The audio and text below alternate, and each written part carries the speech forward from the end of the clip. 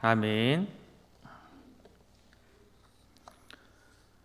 열왕기상 12장부터 16장까지는 이제 통일 왕국이 분열된 이후에 남유다와 북이스라엘을 다스렸던 왕들을 영대기적으로 소개합니다. 그러면서 두 왕국의 역사가 어떻게 흘러갔는지 살펴보았습니다. 바로 앞장까지는 참 암울한 장면들이 펼쳐졌습니다. 이스라엘의 미래는 전혀 희망적이지 않았습니다. 오므리 왕조의 시작과 더불어 시작된 암울함은 이제 유명한 북이스라엘의 아합 왕 때에 와서 완전히 칠흑 같은 어둠으로 변했습니다. 이제 이스라엘에게는 희망이 없고 하나님이 진노만이 가득했습니다. 그런데 바로 오늘 본문이 어두움을 묻혀있던 어두움만이 있던 이 이스라엘에게 한 줄기 빛을 발합니다. 바로 엘리야의 등장으로 말입니다.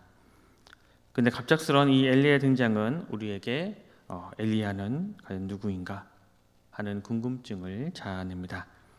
앞으로 계속 이제 엘리야에 대한 이야기가 나오겠지만 엘리야는 이스라엘의 아주 위대한 선지자 중에 한 명입니다. 창세기에 에녹과 더불어 죽음을 겪지 않고 하늘로 올라간 사람입니다. 그리고 죽은 자도 다시 살려내는 기적을, 그리고 요단강을 말리고 맨 땅으로 건너가고, 그리고 엘리사 선지자의 스승이기도 합니다. 또 그는 신약에 나오면 변화산에서 예수님께서 변화하실 때에 모세와 함께 예수님과 대화를 나눈 인물이었습니다. 그만큼 아주 능력이 출중한 하나님의 사람이었던 것입니다. 그런데 사무엘서를 보면 이제 사무엘서가 처음에 시작할 때 보면 이제 사무엘이 어떻게 탄생했는지부터 사무엘의 성장 과정을 자세히 기록하고 있습니다.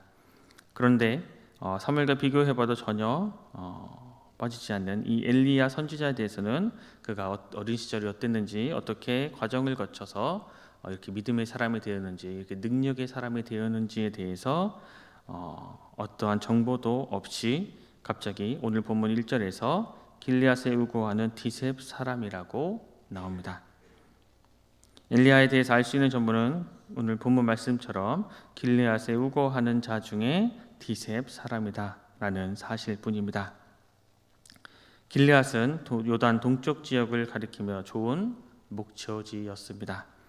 그런데 본문에는 이제 우거하는 자라고 번역된 히브리어 토사구는 체루자, 거류자 이외에 또 땅을 소유하지 않는 임시 임금 노동자를 가리키고 있습니다.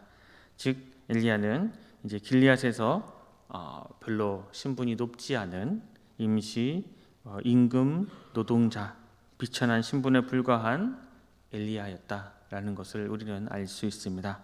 그런데 이런 비천한 신분에 불과한 엘리야가 지금 이스라엘의 왕 아합 왕 앞에서 큰 소리를 외칩니다. 내가 섬기는 이스라엘의 하나님 여호와께서 살아계심을 두고 맹세하노니 내 말이 없으면 수년 동안 비도 이슬도 있지 않을 것이다 라고 외칩니다. 아합 왕은 누굽니까? 바로 이방 여인인 이세벨을 아내로 삼아서 여호와 하나님을 버리고 바알 신에 심취해 이스라엘 선지자들을 아주 지극히 탄압한 이스라엘 역사상 가장 나쁜 왕이었습니다. 그런 왕 앞에서 엘리야는 지금 이스라엘의 하나님이 너와 너의 부인이 그처럼 신봉하는 바알이 아니라 이스라엘 하나님은 바로 여호와이시다 라며 왕의 면전에서 반박을 하고 있습니다.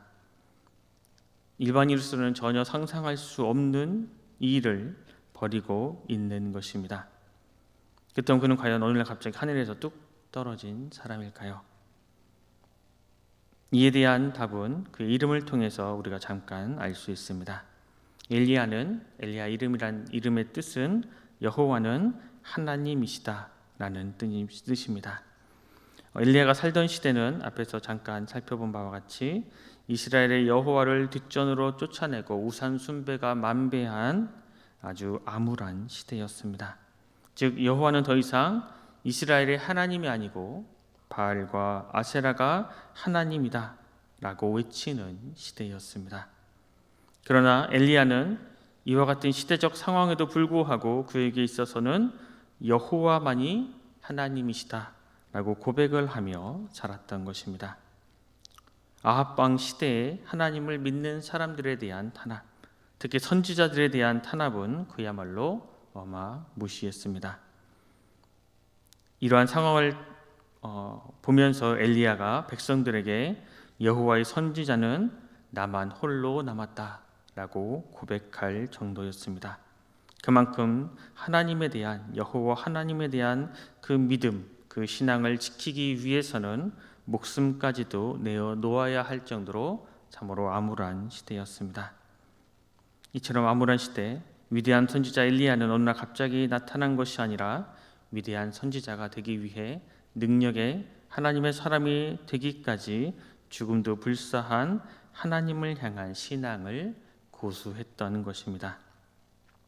이렇게 시대의 흐름에 휩싸이지 않는 이 엘리야의 모습을 통해서 이 시대를 살아가고 있는, 오늘을 살아가고 있는 우리의 신앙도 다시 한번 되돌아 보아야 합니다. 이 시대를 탓하는 사람들은 많이 있습니다. 그런데 이 시대를 향해서 수고하고 헌신하고 자신을 불사르는 사람은 흔하지 않습니다. 내가 이 세계를 위해서, 이 세상을 위해서 수고하고 헌신하고 불사르지 않는 이유는 바로 바위에 계단 던지기다라는 식의 사고에서 출발합니다.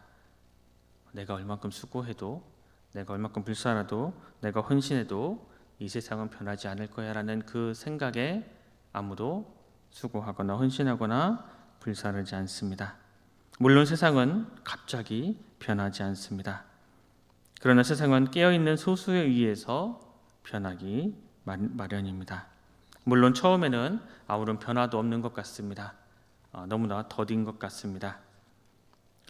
16세기 종교개혁이 일어났습니다. 근데 이 종교개혁은 오늘날 갑자기 독일의 루터라는 사람이 뚝 떨어져 그 한 사람에 의해서 된 것이 아닙니다.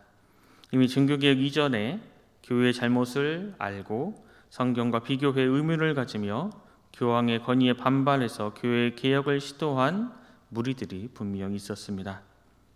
그런데 이들 대부분 교회 내에서 실체로 인정받는 일에 실패하고 작은 운동에 머무를 수밖에 없었습니다. 하지만 그들의 개혁 정신과 그 내용은 차곡차곡 쌓여져 왔고 마침내 그 누적된 분물이 루터의 때에 터진 것입니다. 우리나라도 몇 명의 선교사님들의 그 희생으로, 그 뿌린 씨앗으로 바로 이 시대에 우리는 복음 가운데, 믿음 가운데 살아갈 수 있게 된 것입니다. 온갖 박해와 방해에도 불구하고 선교사님들은 그저 하나님 말씀에 순종하여 그대로 행했고 그 작은 씨앗들이 뿌려져 오늘 우리나라가 이렇게 복음 가운데 바로 설 수 있게 된 것입니다. 또 우리는 또 오늘의 본문 이 말씀을 통해서 이스라엘 향한 하나님의 사랑을 알 수 있습니다. 이스라엘을 향한 이 3년간의 가뭄은 이스라엘을 심판하시기 위해, 이스라엘을 벌하시기 위해 하나님이 내린 것이 아닙니다. 이 가문을 통해서 이스라엘의 참 하나님이 누구냐? 내가 바로 너희의 참 하나님이다 라는 하나님의 사랑이 담겨 있는 일인 것입니다.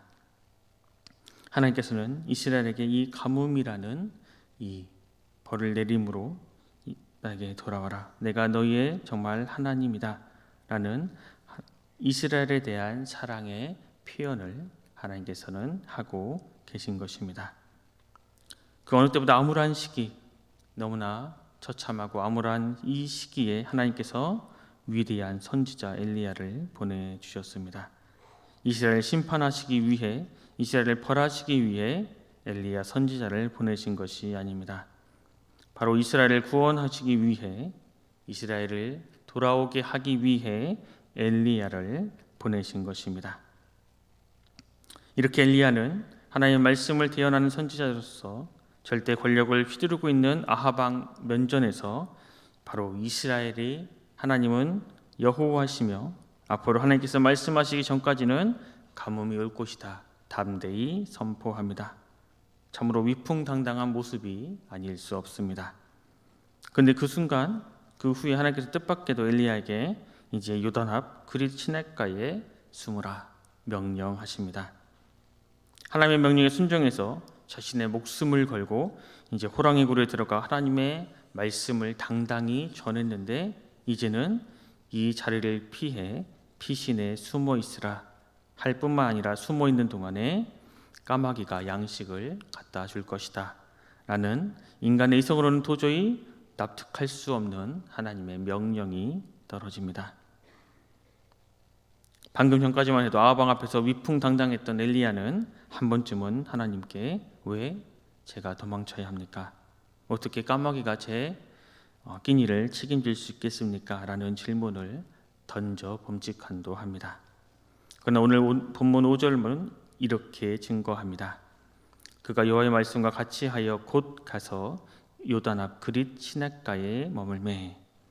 엘리야는 하나님의 말씀에 그 어떠한 토도 그 어떠한 의문도 달지 않고 하나님께서 말씀을 하시자마자 곧 요단 앞 시냇가에 머물렀습니다. 어떻게 까마귀가 양식을 물어다 주고 어떻게 나에게 배달을 할 것인가? 라고 묻지 않고 하나님 말씀에 순종하여 그대로 행했습니다. 그러자 그 순종의 결과는 하나님께서 말씀하신 대로 그대로 이루어졌습니다. 매일매일 까마귀가 가지고 온 그 양식으로 하루하루를 지내게 됐습니다. 전혀 인간의 이성으로는 생각하지 못했던 불가능으로 여겨졌던 것이 바로 눈앞에서 이루어지고 있는 것을 보며 엘리야는 참으로 하나님의 사랑과 하나님의 은혜에 감격하며 감사하며 하나님과 깊은 교제를 이루어 갔을 것입니다. 엘리야가 이스라엘 위대한 선지자가 될 수 있었던 것은 이렇게 하나님의 말씀을 믿고 그 말씀대로 순종하며 온전히 행했기 때문입니다. 자신의 이성적인 판단보다는 하나님의 말씀에 대한 절대적 신뢰가 우선했습니다. 우리 하나님께서는 신분의 고하를 따지지 않습니다. 하나님 보시기에 우리 모두가 다 사랑스러운 하나님의 자녀들입니다. 이 시대의 상황에 휩쓸리지 않고 깨어있는 사람이란 바로 하나님의 말씀에 대한 절대적 신뢰와 함께 그 말씀에 대해 즉각적으로 행동하는 사람입니다. 하나님의 명령에 순종할 때에 우리의 생각으로는 이성으로는 전혀 가능해 보이지 않고 불가능한 일도 하나님께서는 가능하게 만들어 주십니다. 우리 아버지 되신 하나님께서 지금 우리에게 어떻게 말씀을 하고 계십니까? 무슨 말씀을 하고 계십니까?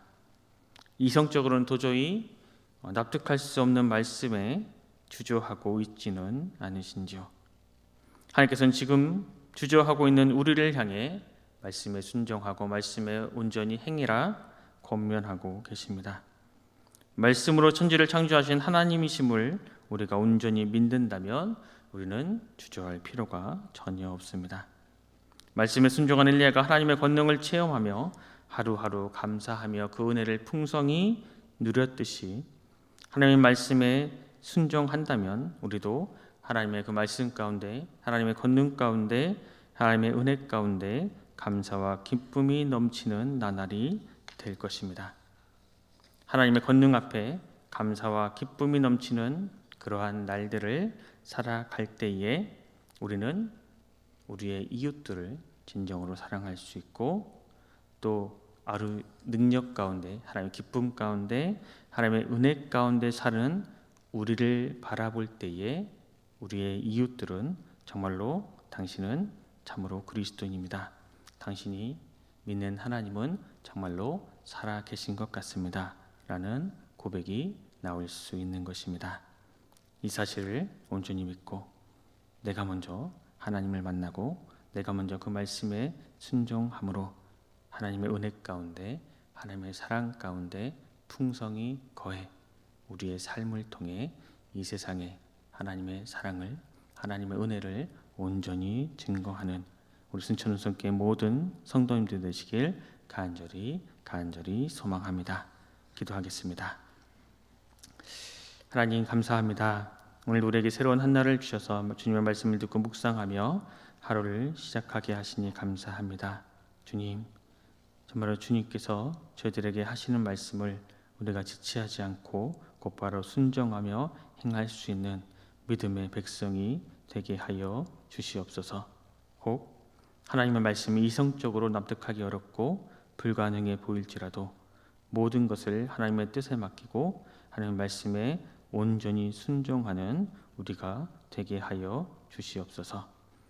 그래서 우리가 기쁨 가운데 하나님의 은혜 가운데 풍성히 거하게 하여 주시고 우리의 그러한 모습을 통해 하나님의 사랑과 하나님의 은혜와 하나님의 살아계심이 온 세상에